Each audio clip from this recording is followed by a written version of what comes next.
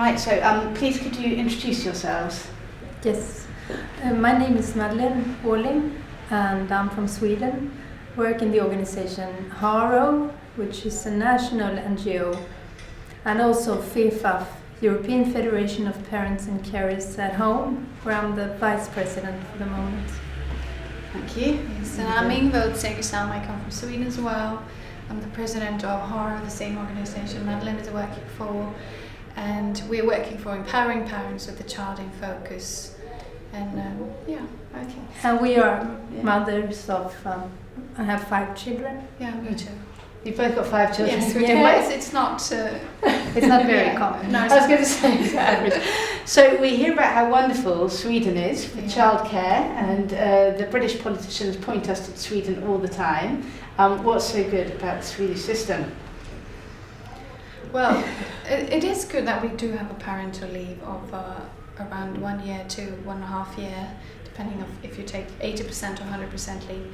That's good because it's a very important part of the life of a child. But and we also have access to preschools everywhere.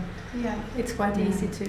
So are there any problems with it then? It sounds perfect. Yeah, the challenge is that since the system is built on that you have to have 2 parents working full time because of the very high taxation system, individual taxation instead of family taxation, and you're not able to live with only one wages, and that means that very often both parents will go out working full time after the child is very little, and having a child of 1 year or 2 years old and staying for so many hours in preschool, when 93% of every child in that age actually they are there.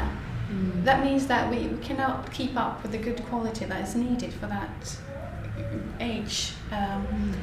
We had good qualities in the 80s, but now the system is suffering from bad quality and very big groups. So only 7% of children over the age of 1 to the age of 5 are being cared for from the age of 2. So only 7% of children from the age of 2 are able to be looked after by their mother or father at home. So that's a massive issue, isn't it? That they can't. And what happens what support do you get if you'd like to look after your own children? Nothing.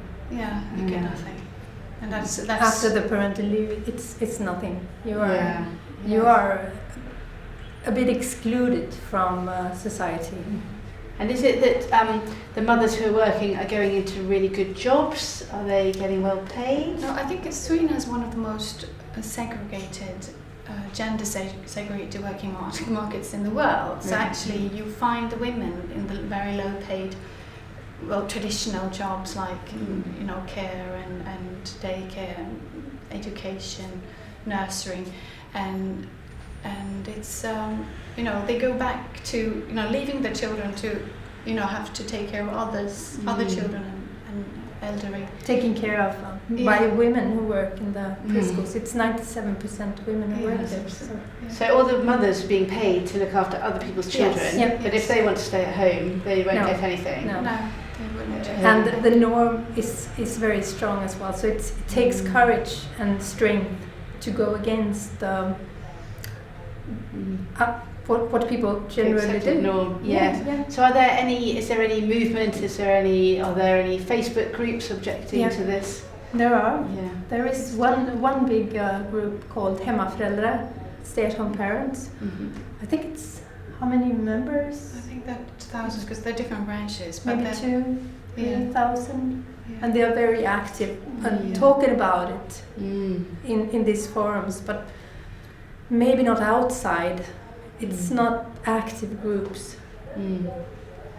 But then there was also preschool teachers, and that group is bigger. It's 10,000 members, and a lot of stories, a lot of frustration about what is going on, and it's a very. That group is very. The preschool teachers, they can actually see reality of the policies that we've been having for decades now. because they see the burnout children, they see that the tendency of mental, mental health issues, and they see, how what this is doing to the children, and it's really hard to work because they are very often as well burnout. It's loads of people working in this sector have burnout syndromes, and that's good. That's not good for the children either, because they seem to meet different personnel all the time. So it's on the other one hand, it's really hard to work with it. And then even harder for the children being in the midst of it. And we don't really speak about the children. The preschool teachers, they talk about themselves. The stay-at-home parents, they talk about themselves and their situation. So it's not about the children. And what issues, are you seeing any issues coming through in mental health of Swedish teenagers or adolescents? We do have, it's a trend all over Europe actually, that we have plummeting, mental health issues, but Sweden is actually, you would think that since we're investing so much into preschool and daycare, we're investing the most of all European comparable European countries, you would think that we would be in top class of the PISA results, we would have perfect schools, we would have perfect everything, but actually it's the opposite. If you look at the statistics, you can see that the more we invest in separation between parents and children, the more problems we get. Because the problems that we have in school is not about that we have bad teachers and a bad, schooling system. It's just that the children are not teachable any longer because they're in stress, they're in flight and fight. They are not attached to the parents or their teacher any longer. They attach to one another. You get peer orientation, and you get all this, everything that follows that kind of society. You can see it. You can feel it. Yes. You can feel it when you live in Sweden. You can. It's like it's a pressure, or it's some kind of. I can't explain it, but it makes you feel a bit miserable. So it's really interesting what you're saying about peers. So are they looking to each other because they've given up on the sort of older figures? They support and then when one you become another. A teenager, that's a nightmare because all the peers are in a mess. They've got no one stable to help them or help them through this because everyone just knows, I know what it's like to be 16, I don't know what it's like to be 36, and life is awful.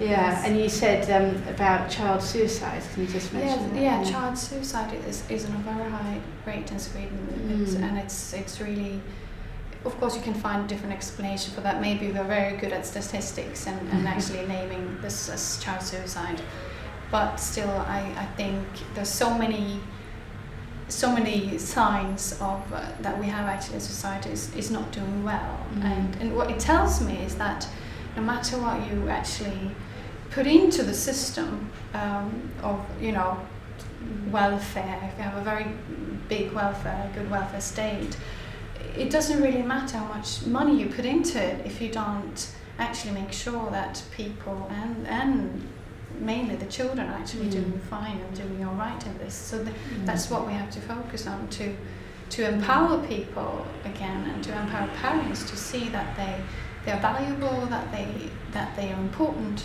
That and nobody can do. Enough. Yeah, they're good enough. Nobody can actually do what they're doing, and it's not possible to outsource parenting.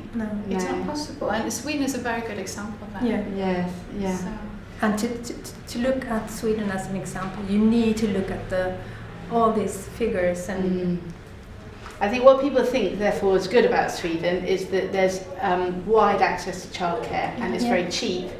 What they don't look at is the needs of children and what the children need. And so if you're a Swedish child, you're less likely to be able to be looked after by your mother than many people, which would actually put you in massive deprivation in other comparisons. So we're always measuring the wrong thing. Yeah, we are. How easy is it to not look after your children? Sweden's really easy not to look after your children. You can give them to someone else. How easy is it to be looked after by your mother? I hope you're not born in Sweden because you won't get a chance. You can really, you can see this, the separation is the bad thing. Mm. It's not the problem. Is not preschools. It's the separations and the lack of attachment, the lack of empowered parents. Mm. And when I was in Nigeria in June, and I saw the attachment because the children were on the women. They were really attached to the body, the small ones, and the little elder ones. They were very close. They know this is my area, this is my space, this is like my home for a while.